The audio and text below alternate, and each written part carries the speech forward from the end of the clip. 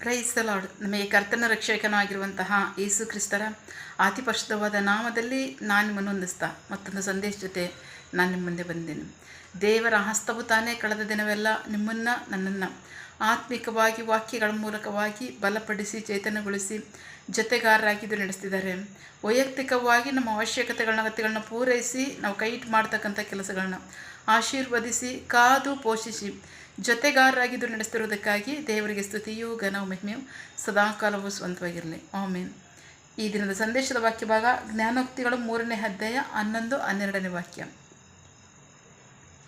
ನನ್ನ ಮಗನೇ, ಯೆಹೋವನ ಶಿಕ್ಷೆಯನ್ನು ತಾತ್ಸಾರ ಮಾಡಬೇಡ, ಮಾತ್ರವಲ್ಲದೆ ಆತನ ತಿದ್ದುವಿಕೆಗೆ ಬೇಸರಗೊಳ್ಳಬೇಡ.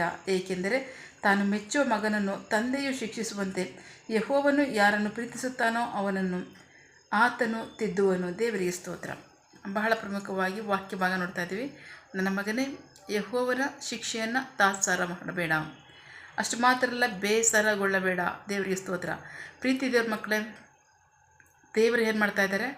ಪ್ರತಿ ವಾಕ್ಯದ ಮೂಲಕವಾಗಿ ನಮಗೆ ಉಪದೇಶಿಸ್ತಾರೆ, ಖಂಡಿಸ್ತಾರೆ, ತಿದ್ತಾರೆ, ನೀತಿ ಶಿಕ್ಷಣಕ್ಕೆ ಒಳಪಡಿಸ್ತಾರೆ. ಆಮೇನ್. ಇದಕ್ಕೆ ಬೇಸರಗೊಳ್ಬೇಡದೆ. ಬೇಸರಗೊಳ್ತಕ್ಕಂಥ ಯಾರು ಸಹ ದೇವರಿಗೆ ನಂಬಿಗಸ್ತರಾಗಿ ಅಥವಾ ಮೆಚ್ಚುಗೆಯಾದ ಆತ್ಮಿಕರಾಗಿ ಶಿಷ್ಯರಾಗಿ ಜೀವಿಸಲಿಕ್ಕೆ ಸಾಧ್ಯವಿಲ್ಲ. ಪ್ರತಿ ವಾಕ್ಯವೂ ಸಹ ನಮಗೆ ಯಾವುದೇ ಒಂದು ವಾಕ್ಯ ನಮಗೆ ಆಶೀರ್ವಾದವನ್ನು ನೀಡುತ್ತೆ, ಅದರ ಜೊತೆಯಲ್ಲಿ ಏನು ನೀಡುತ್ತೆ? ನಮಗೆ ಆಜ್ಞೆಯನ್ನು ಸಹ ಕೊಡುತ್ತೆ. ಆಶೀರ್ವಾದ ಇರುತ್ತೆ, ಜೊತೆಯಲ್ಲೇ ಆಜ್ಞೆ ಇರುತ್ತೆ. ಪ್ರತಿ ವಾಕ್ಯವೂ ಸಹ ನಮಗೆ ಹಾಗೆ ಬೋಧಿಸ್ತಿರುತ್ತೆ. ಅದು ಏನಾಗಿರುತ್ತೆ ಅಂದರೆ ದೇವರ ಉಪದೇಶ ಆಗಿರುತ್ತೆ.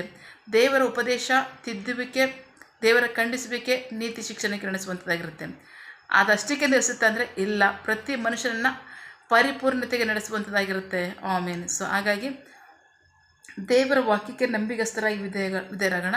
ಆ ವಾಕ್ಯದಲ್ಲಿ ಜೊತೆಯಲ್ಲಿರ್ತಕ್ಕಂಥ ಆಶೀರ್ವಾದ ಎಷ್ಟು ನಮಗೆ ಮುಖ್ಯವೋ ಆಜ್ಞೆಗಳು ಅಷ್ಟೇ ಮುಖ್ಯ. ನಾವು ಆಜ್ಞೆಗಳಿಗೆ ವಿಧೇಯರಾದ್ರೆ ಮಾತ್ರ ಆಶೀರ್ವಾದಗಳನ್ನ ನಾವು ಸ್ವಂತ ಮಾಡ್ಕೊಳ್ಳೋಕೆ ಸಾಧ್ಯ. ಅಷ್ಟು ಮಾತ್ರ ಅಲ್ಲ, ಅದನ್ನು ತಲೆಮಾರಿನವರೆಗೂ ನಾವು ಸ್ವಂತ ಮಾಡ್ಕೊಳ್ಳೋಕೆ ಸಾಧ್ಯ. ಆಮೇನ್.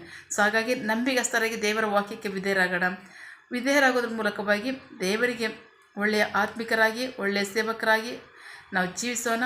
ದೇವರ ವಾಕ್ಯದ ಆಶೀರ್ವಾದಗಳನ್ನ ಸ್ವಂತ ಮಾಡ್ಕೊಳ್ಳೋಣ. ಅದು ಮಕ್ಕಳಿಗೂ ಮಕ್ಕಳ ಸಂತತಿಗೂ ಅಂತ ವಾಕ್ಯದಲ್ಲಿ ದೇವರು ಹೇಳ್ತಾರೆ. ಹಾಗಾಗಿ ತಲೆಮಾರಿನವರೆಗೂ ಆಶೀರ್ವಾದವನ್ನು ಸ್ವಂತ ಮಾಡ್ಕೋಬೇಕಾ? ದೇವರ ಆಜ್ಞೆಗಳಿಗೆ ವಿಧೇಯರಾಗೋಣ, ಆಶೀರ್ವಾದಗಳನ್ನು ಸ್ವಂತ ಮಾಡ್ಕೊಳ್ಳೋಣ. ಆಮೇಲೆ ಪ್ರಾರ್ಥಿಸಿಕೊಳ್ಳೋಣ. ಸಕಲ ಸೃಷ್ಟಿಕರ್ತನೆ, ಸರ್ವಾಧಿಕಾರಿಯೇ, ಸಾರ್ವಭೌಮನೆ, ಉನ್ನತನೇ, ಮಹೋನ್ನತನೇ, ಮಹಾಪರಿಶುದ್ಧನೇ, ಪ್ರೀತಿ ಸ್ವರೂಪನೇ, ನೀತಿವಂತ ನ್ಯಾಯಾಧಿಪತಿಯೇ, ಸೇನಾಧೀಶ್ವರನೇ, ಇರುವಾತನೇ, ಸರ್ವವ್ಯಾಪಿಸಪ್ಪ. ಈ ದಿನ ವಾಕ್ಯಗಳ ಮೂಲಕವಾಗಿ ನಮ್ಮ ಸಂಗಡ ಮಾತಾಡಿದಂತಹ ನಿಮ್ಮ ಪ್ರೀತಿಗಾಗಿ ನಂಬಿಗಸ್ತಿಕೆಗೆ ನಿಮಗೆ ಸ್ತೋತ್ರ.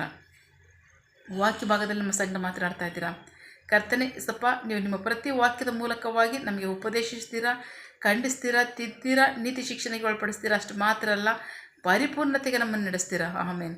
ನಂಬಿಗಸ್ತರಾಗಿ ವಿಧೇಯರಾಗ್ತೀವಿ. ಆಮೇನ್. ನಿಮಗೆ ಮಹಿಮೆಯಾಗಲಿ, ನಮಗೆ ಆಶೀರ್ವಾದ ರಕ್ಷಣೆ ಉಂಟಾಗಲಿ. ಆಮೇನ್. ಪ್ರಾರ್ಥನೆ ಕೇಳಿದ ಪ್ರೀತಿಗಾಗಿ ನಿಮಗೆ ಸ್ತೋತ್ರ.